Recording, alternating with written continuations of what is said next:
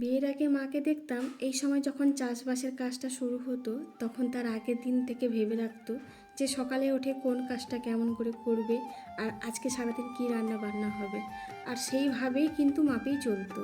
আর এখন আমাদের জেনারেশনটা কী হয়েছে বলো তো, সব পুরোপুরি উল্টো। আমাদের আজকে রান্নাটা কী হবে সঙ্গে সঙ্গে কিন্তু চিন্তা ভাবনা করি, আগে থেকে চিন্তা ভাবনা থাকা দরকার নেই। যেমন আমার কথা ভাবো, দুপুরে আজকে রান্না হয়েছিল মাছের তরকারি, তার সঙ্গে দুটো ভাজাভুজি ছিল, আর ভেবেছিলাম যে রাতে একটু ডাল আর আলু সেদ্ধ করব। বিকেলবেলা উঠে দেখি আমাদের চিন্তা ভাবনাটা পুরো বদলে গেছে। মেয়ের আবদার যে তার আলুর পরোটা খাবে, তাই আজকে রাতে বানাচ্ছি একটু আলুর পরোটা। আলুর পরোটা যদি খেতে হয় তাহলে আমার মায়ের হাতে ভীষণ ভালো করে, জানো, মোটা মোটা করে আলুর পরোটা, সে স্বাদ আমার স্বাদের মতো হবে না। আর তার সঙ্গে ছিল কষা মাংস। এমনিতে আমাদের বাড়িতে না এত তেলে ভাজাভুজি করি না, বাবা অসুস্থ তার জন্য, তাই জিজ্ঞেস করলাম, বাবাও খেতে চাইলো।